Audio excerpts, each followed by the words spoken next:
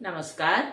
मैं रीता उपाध्याय पुण्यमयी नगरी प्रयागराज से धार्मिक कथा आपको सुनाती हूँ। आज मैं श्री कृष्ण और रुक्मिणी के विवाह की कथा सुना रही हूँ। किस तरह से उन्होंने तमाम बाधाओं को पार करते हुए परिणय ग्रहण किया। कथा प्रारंभ करने के पहले मैं आपको गणेश भगवान की कथा सुना रही हूँ। गणेश भगवान बुद्धि प्रदाता और सब पर कृपा दृष्टि बरसाने वाले हैं। इस संदर्भ में मैं आपको एक छोटी सी कहानी सुना रही हूँ। यह कहानी बचपन में मैंने अपने दादाजी के मुख से सुना था। किसी गांव में एक बूढ़ी माई रहती थी। उसका एक लड़का और पुत्रवधू थी। बुढ़िया माई बहुत ही गरीब थी। वह आंखों से अंधी थी। उसे ज्यादा कुछ नहीं दिखता था, बस धुंधला धुंधला किसी तरह से दिखता था। वह गणेश भगवान की बहुत ही भक्त थी। फिर भी वह प्रतिदिन रास्ता टटोलती हुई गणेश मंदिर जाया करती थी।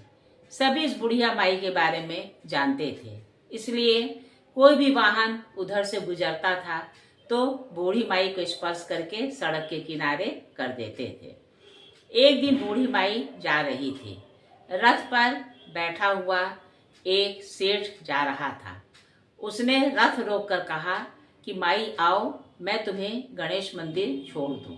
लेकिन बूढ़ी माई ने हाथ जोड़कर कहा कि नहीं महाराज, मैं भगवान के दरबार में पैदल ही जाऊंगी। और बूढ़ी माई पैदल चली गई। वह अपनी लाठी टेकती टेकती प्रतिदिन गणेश भगवान के मंदिर में जाती थी और हाथ जोड़कर प्रार्थना किया करती थी। यह उनका नित्य का क्रम था।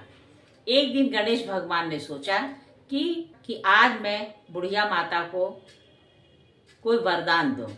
उन्होंने कहा, हे बूढ़ी माई, तुम ध्यान से देखो। तो बूढ़ी माई ने सोचा यह आवाज कहाँ से आ रही है। उन्होंने दाएं बाएं देखा, उन्हें कोई भी दिखाई नहीं दिया। तो गणेश भगवान ने कहा कि देखो, जिसकी तुम पूजा रोज करती हो, मैं वही बोल रहा हूँ। बताओ तुम्हें कौन सा वर दूं मैं।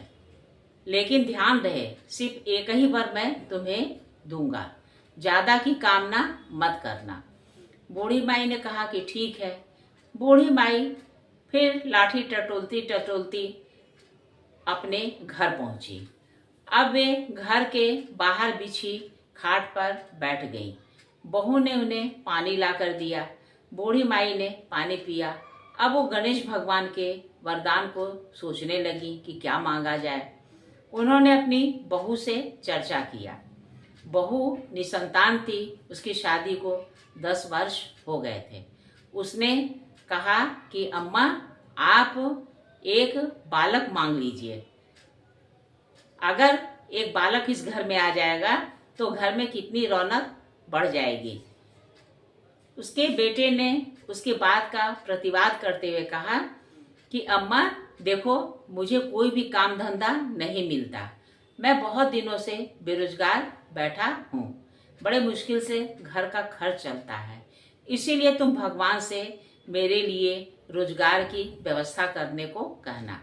बूढ़ी माई सोचने लगी कि अब क्या हो। तो उसके बगल में एक सहेली रहती थी। उसने कहा कि अरे बेवकूफ, तुम अपने लिए आंखों की दृष्टि क्यों नहीं मांग लेती। तुम्हें कुछ दिखाई नहीं देता है। तुम्हें पता तो चले कि गणेश भगवान जी देखने में कैसे लगते हैं।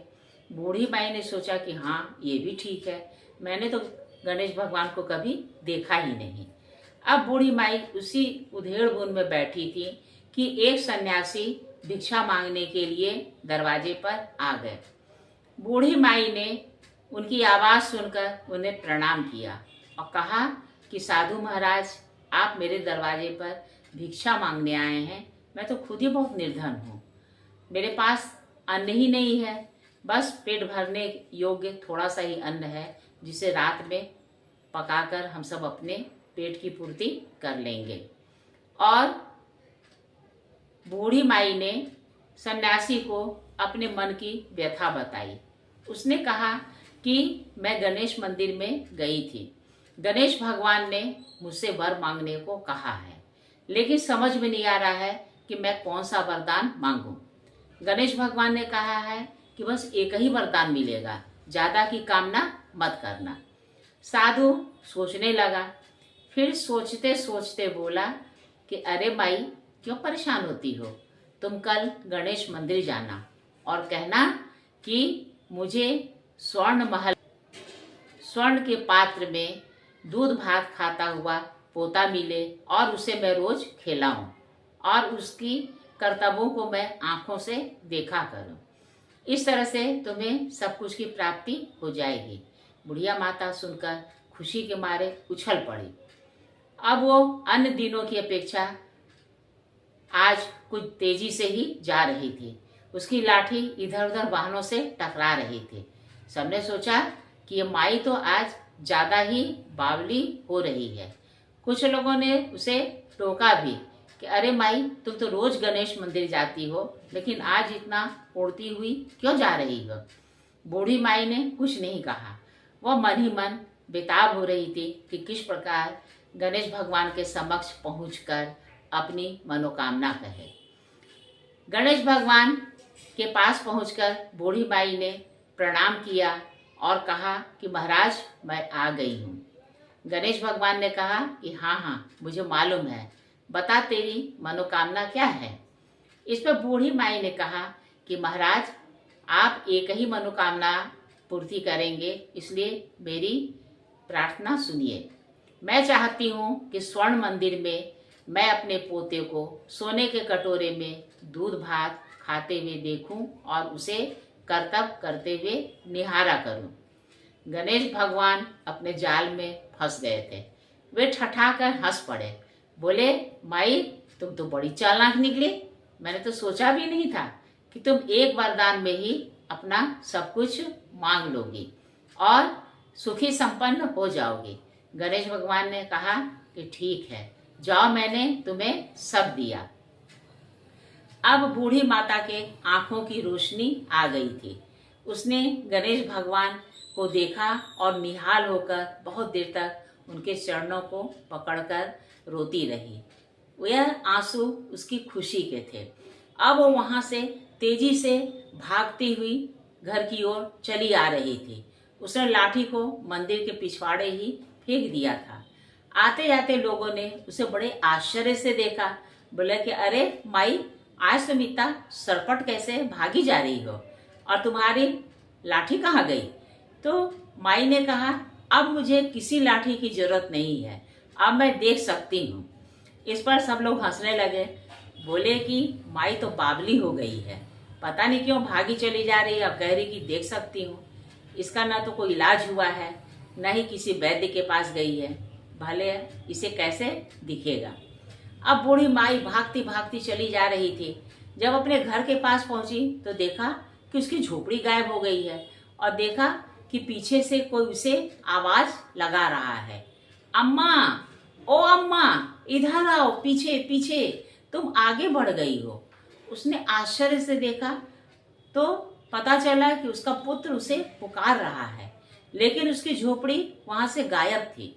उसने अतिरेक में चिल्लाकर कहा, अरे अपना झोपड़ा कहाँ गया? इस पर बेटे और बहू ने कहा, अम्मा, ये देखो हमारा राजमहल, भगवान गणेश ने हमारी मनोकामना पूर्ण कर दी। अब वह दौड़कर घर के अंदर गई। देखा उसका छोटा सा पोता एक कटोरे में दूध भात खा रहा है और तरह तरह की लीलाएं कर रहा है। वह बहुत ही खुश हो गई। उसने भगवान गणेश को याद किया और कहा कि भगवान, आपने मेरा जीवन धन्य कर दिया।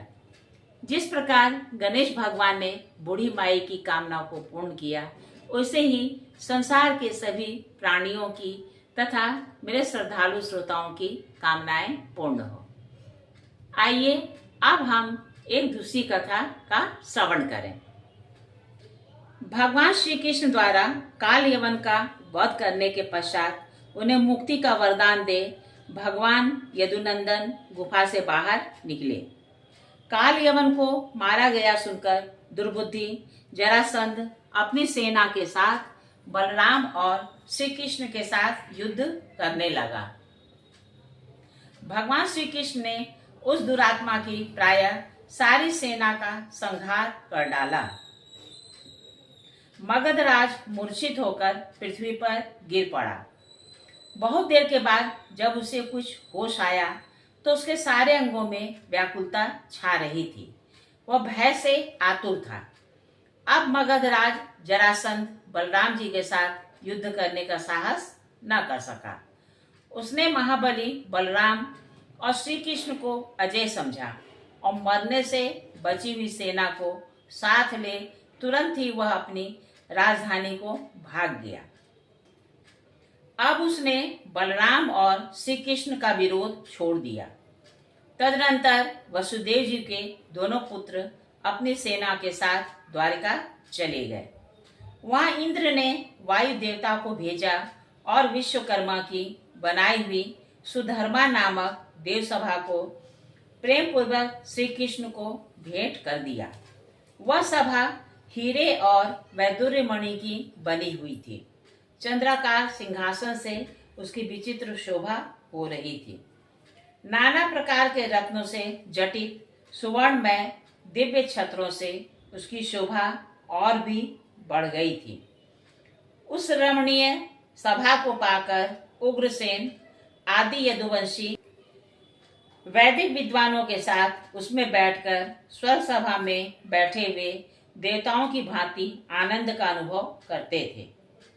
उन दिनों इक्ष्वाकुल में उत्पन्न रैवत नाम के एक राजा थे।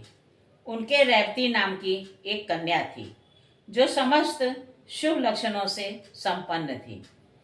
उन्होंने बड़ी प्रसन्नता के साथ अपनी कन्या का विवाह बलराम जी के साथ कर दिया। बलराम जी ने वैदिक विधि के अनुसार रेवती का पाणी ग्रहण किया। विदर्भ देश में भीष्मक नामक एक धर्मात्मा राजा रहते थे। उनके रुक्मी आदि कई पुत्र हुए। उन सब से एक छोटी कन्या भी हुई जो बहुत ही सुंदरी थी। उस कन्या का नाम रुक्मिणी था। वह भगवती लक्ष्मी के अंश से उत्पन्न हुई थी। उसमें सभी शुभ लक्षण मौजूद थे। श्री रामावतार के समय जो सीता रूप में प्रकट हुई थी वे ही भगवती लक्ष्मी कृष्णावतार के समय रुक्मिणी के रूप में अवतीर्ण हुई। पूर्व काल में जो हिरण्यकशिपु और हिरणाक्ष नामक दैत्य हुए थे वे ही द्वार पर आने पर पुनः शिशुपाल और दंत व तक्र के नाम से उत्पन्न हुए थे। उन दोनों का जन्म चैत्य वंश में हुआ था। दोनों ही बड़े बलवान और पराक्रमी थे। राजकुमार रुक्मी अपनी बहन रुक्मिणी का विवाह शिशुपाल के साथ करना चाहता था, किंतु सुंदर मुख वाली रुक्मिणी शिशुपाल को अपना पति नहीं बनाना चाहती थी। बचपन से ही उसका भगवान श्री कृष्ण के प्रति प्रेम था। श्री कृष्ण को ही पति बनाने के उद्देश्य से वह देवताओं का पूजन और भांति भांति के दान किया करती थी। वह अपने सनातन स्वामी पुरुषोत्तम का ध्यान करती हुई कठोर व्रत में संलग्न हो पिता के घर में निवास करती थी। विदर्भ राज भीष्मक अपने पुत्र रुक्मी के साथ मिलकर शिशुपाल से कन्या का विवाह करने की तैयारी करने लगे। तब रुक्मिणी ने भगवान श्री कृष्ण को पति बनाने के उद्देश्य से अपने पुरोहित के पुत्र को तुरंत ही द्वारिकापुरी में भेजा। ब्राह्मण देवता द्वारका में पहुंचकर भगवान श्री कृष्ण और बलराम जी से मिले। उन दोनों ने उनका विधि पूर्वक स्वागत सत्कार किया। ब्राह्मण ने एकांत में बैठकर उन दोनों भाइयों से रुक्मिणी का सारा संदेश का सुनाया। उसे सुनकर भगवान श्री कृष्ण और बलराम संपूर्ण अस्त्र शस्त्रों से परिपूर्ण आकाशगामी रथ पर ब्राह्मण के साथ बैठे। महात्मा दारुक ने उस रथ को तीव्र गति से हाँका। अतः वे दोनों पुरुष श्रेष्ठ शीघ्र ही वृंदावन नगर में जा पहुंचे। बुद्धिमान शिशुपाल के विवाह को देखने के लिए सब राष्ट्रों से जरासंध आदि राजा आए थे। विवाह के दिन रुक्मिणी सोने के आभूषणों से विभूषित हो दुर्गा जी की पूजा करने के लिए सखियों के साथ नगर से बाहर निकली। वह संध्या का समय था। देवकी नंदन भगवान श्री कृष्ण उसी समय वहां पहुंचे। बलवान तो वे थे ही। उन्होंने रथ पर बैठी हुई रुक्मिणी को सहसा उठाकर अपने रथ पर बिठा लिया और द्वारिका की ओर चल दिए। यह देख जरासंध आदि राजा क्रोध में भरकर राजकुमार रुक्मी को साथ ले युद्ध के लिए उपस्थित हो गए। उन्होंने चतुरंगणी सेना के साथ श्रीहरि का पीछा किया। तब महाबाहु बलभद्र जी उस उत्तम रथ से कूद पड़े। उन्होंने हल और मूसल लेकर युद्ध में शत्रुओं का संहार आरंभ किया। कितने ही रथों, घोड़ों, बड़े बड़े गजराजों तथा पैदल सैनिकों को भी हल और मूसल की मार से कुचल डाला। जैसे वज्र के आघात से पर्वत विदीर्ण हो जाते हैं, उसी प्रकार उनके हल और मूसल गिरने से रथों की पंक्तियां चूर चूर हो गईं और बड़े बड़े हाथी भी धरती पर ढेर हो गए। हाथियों के मस्तक फट जाते और वे रक्त बमन करते हुए प्राणों से भी हाथ धो बैठते थे। इस प्रकार बलराम जी ने क्षण भर में हाथी, घोड़े, रथ और पैदल सहित सारी सेनाओं का सफाया कर दिया। राजाओं के पांव उखड़ गए। वे सब के सब भय से पीड़ित हो भाग चले। उधर रुक्मी क्रोध में भरकर श्री कृष्ण के साथ लोहा ले रहा था। उसने धनुष उठाकर वानों के समूह से श्री कृष्ण को बीधना आरंभ किया। तब गोविंद ने हंसकर लीला पूर्वक अपना शांग धनुष हाथ में उठाया और एक ही बाण से रुक्मी के अश्व, सारथी, रथ और ध्वज पताका को भी काट गिराया। रथ नष्ट हो जाने पर वह तलवार खींचकर पृथ्वी पर खड़ा हो गया। यह देखकर श्री कृष्ण ने एक बाण से उसकी तलवार को भी काट डाला। तब उसने श्री कृष्ण की छाती में मुक्के से प्रहार किया। श्री कृष्ण ने बलपूर्वक उसे पकड़कर रथ में बांध दिया और हंसते हंसते तीखा छुरा ले रुक्मी के सिर को मोड़कर उसे बंधन से मुक्त कर दिया। इस अपमान के कारण उसे बड़ा शोक हुआ। वह चोट खाए हुए सांप की भांति लंबी लंबी सांस लेने लगा। लज्जा के कारण उसने विदर्भ नगरी में पांव नहीं रखा। वहीं गांव बसाकर वह रहने लगा। तदनंतर भगवान श्री कृष्ण, बलराम, रुक्मिणी और दारू के साथ उस दिव्य रथ पर आरूढ़ हो तुरंत अपनी पुरी को चले गए। द्वारका में प्रवेश करके देवकी नंदन श्री कृष्ण ने शुभ दिन और शुभ लग्न में स्वर्णमय आभूषणों से विभूषित राजकुमारी रुक्मिणी का वेदोक्त विधि से पाणी ग्रहण किया। उस विवाह के समय आकाश में देवता लोग दुदुम्भी बजा रहे थे और फूलों की वर्षा कर रहे थे। वसुदेव, उग्रसेन, यदुश्रेष्ठ, अक्रूर, महातेजस्वी, बलभद्र तथा और भी जो श्रेष्ठ यादव थे, उन सब ने बड़े उत्साह के साथ श्री कृष्ण और रुक्मिणी का सुखमय विवाहोत्सव मनाया। उसमें ग्वालों और ग्वाल बालों के साथ नंदगोप भी पधारे थे तथा वस्त्राभूषणों से विभूषित बहुत सी गोपांगनाओं के साथ स्वयं यशोदा जी भी आई थी। वसुदेव, देवकी, रेवती, रोहिणी देवी तथा अन्यान्य नगर युवतियों ने मिलकर बड़े हर्ष के साथ विवाह के सारे कार्य संपन्न किए। बड़ी बूढ़ी स्त्रियों सहित देवकी ने बड़ी प्रसन्नता के साथ विधि पूर्वक देव पूजन का कार्य संपन्न किया। शेष ब्राह्मणों ने विवाहोत्सव से संबंध रखने वाला सारा शास्त्रीय कार्य पूर्ण किया। सुंदर वस्त्र और आभूषणों से पूजित करके ब्राह्मणों को भोजन कराया गया। आए हुए राजा, नंद आदि गोप तथा यशोदा आदि स्त्रियों का भी स्वर्ण रत्न आदि के बहुत से आभूषणों एवं वस्त्रों द्वारा यथावत सत्कार किया गया। इस प्रकार उस वैवाहिक महोत्सव में सम्मानित होकर वे सब बड़े प्रसन्न हुए। उस नूतन दंपति श्री कृष्ण और रुक्मिणी ने ग्रंथि बंधन पूर्वक एक साथ अग्निदेव को प्रणाम किया। ज्ञाता श्रेष्ठ ब्राह्मणों ने आशीर्वाद के द्वारा उनका अभिनंदन किया। उस समय विवाह की वेदी पर बैठे हुए वर और वधू की बड़ी शोभा हो रही थी। पत्नी सहित श्री कृष्ण ने ब्राह्मणों, राजाओं और बड़े भाई बलराम जी को प्रणाम किया। इस प्रकार समस्त वैवाहिक कार्यक्रम संपन्न करके भगवान श्री कृष्ण ने विवाहोत्सव में पधारे हुए समस्त राजाओं को विदा किया। उनसे सम्मानित एवं विदा होकर श्रेष्ठ राजा तथा महात्मा ब्राह्मण अपने अपने निवास स्थान को चले गए। इसके बाद धर्मात्मा भगवान देवकी नंदन रुक्मिणी देवी के साथ दिव्य अट्टालिका में बड़े सुख से रहने लगे। कहिए मेरे श्रद्धालु श्रोताओं, आपको मेरे द्वारा कही गई 2 कहानियां कैसी लगी? अगर अच्छी लगी है तो कृपया इसे लाइक और सब्सक्राइब कीजिएगा।